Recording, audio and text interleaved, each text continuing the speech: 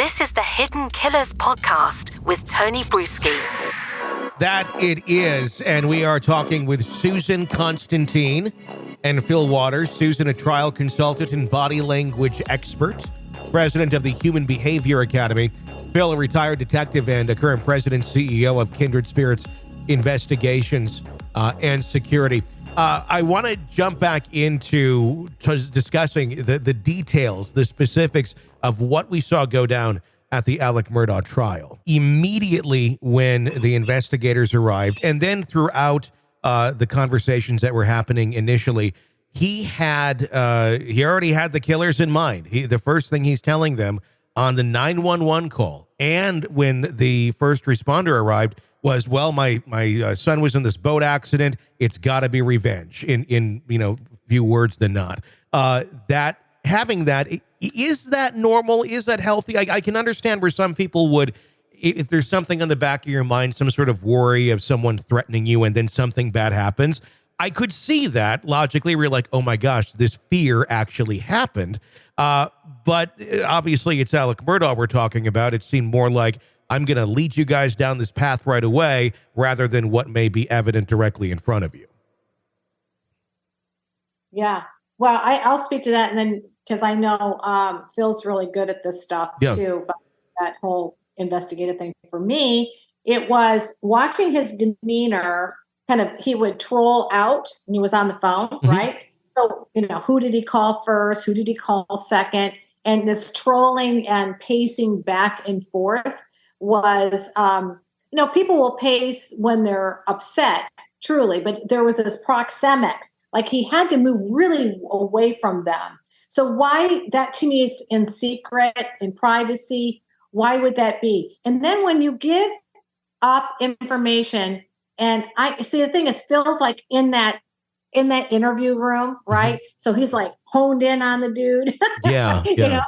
But in my training, I think correlates with it, is that when they give you information you didn't ask for, it's really important information. Mm-hmm. So why is that important? You're right. Alibi, reasons, trying to get you to divert a different direction. And of course, all of it is not about him. It had to have been somebody else. And then he talked about the car accident, which we found out, or the flat tire and the duped shooting. Mm-hmm. And all that stuff was not true. We knew that wasn't true.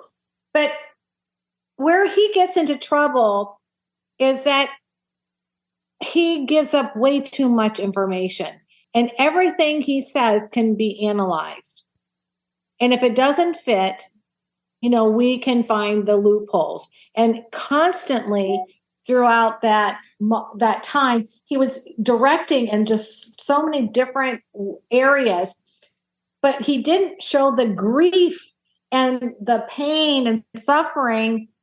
You don't think logical then. You are such an emotional state. You're not thinking logical of who could have done it, why they would have done it. I mean, these are all things that he thought about prior. Yeah. These are prior thoughts that he had that was coming forward, and that's what you were hearing him think as he was planning it out before it happened. Phil, what's your thoughts on all of that? Where it almost like he himself was a gun, and he was loaded with the information that he was going to be giving out there at that moment in time. Well, he had his story down. Yeah, he again, he's drawing on his ability to express himself. Again, he's a talented lawyer. He has no problem communicating. So all he has to do is put together a story that sounds plausible. Mm-hmm. The best lies that are told have elements of the truth in them. Mm-hmm. Sure, without a doubt. He's able to do that. He's able to marshal that stuff together and tell a story that sounds plausible. Certainly, everybody knew about Paul and the killing of the young lady, that friend, and the boating accident. Everybody knew about that and the kind of problems that had created for his family, for him. So he is already trying to direct the investigation away from himself. And so all of those things are all components of the bigger plan, the business about, I was at the house. Mm-hmm. I went to my mother's. Yeah. I did all this, and trying to explain the timeline. Mm-hmm. And then, of course, what blows that timeline all apart is that video that Aaron Lee was taken by Paul. Yeah.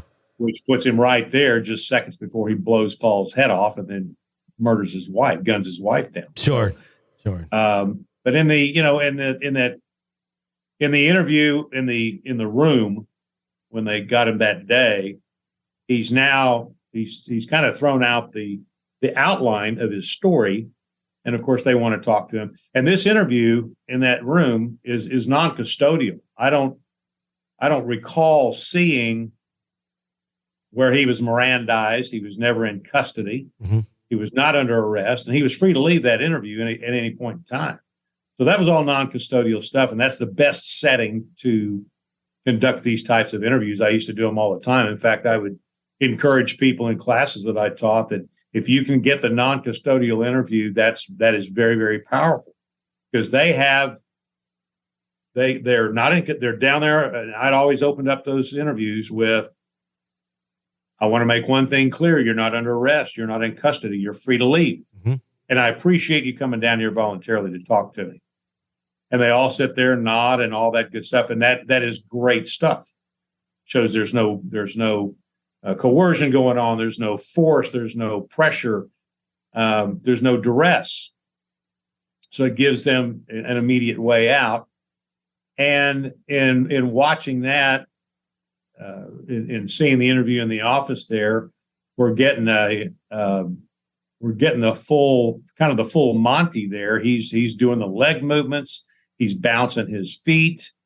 He's got his hands cupped in front of his crotch. And then at one point in time, I don't remember what was said, but he actually grabbed his crotch, which was kind of interesting. Mm-hmm. Kind of pulled his pants away from his groin area. Yeah. So those are all of those components together, and then he's trying to give you he's still trying to put on the crying facade, and a guy I think it was with San Diego PD San Diego Sheriff's Office, I believe. Mm-hmm. He was a guy that taught interview, and I've been to a couple of his classes, and named Carl Stinselli, and he talked about crying and watching people crying in the room. And he had a really good quote, and I use it in my classes. And he said, "Lips that lie are sticky and dry.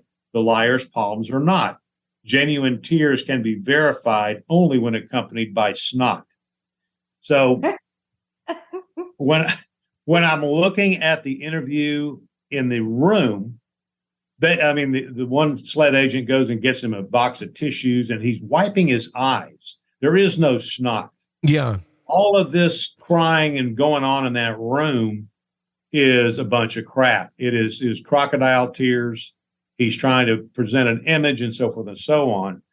And you contrast that with the trial and his testimony. Yeah. And now he's emoting, and he is slinging snot all over the witness stand. That's what I was going to bring up. It's like no snot to like the most snot I've ever seen coming out of I have never seen. Yeah. The flow of snot out of someone's nose. This is the Hidden Killers podcast with Tony Bruschi. I want to talk more about Alex Snot in just a bit. That's a sentence I never thought I would say, but I do. I want to dig into that deeper with you, Phil. I want you guys who are listening, press subscribe so you don't miss that part of the conversation. We're going to go there next, and then we're going to talk some Daybells and the body language and what we can make of Lori Daybell as the program continues. I'm Tony Bruschi. Stay with us.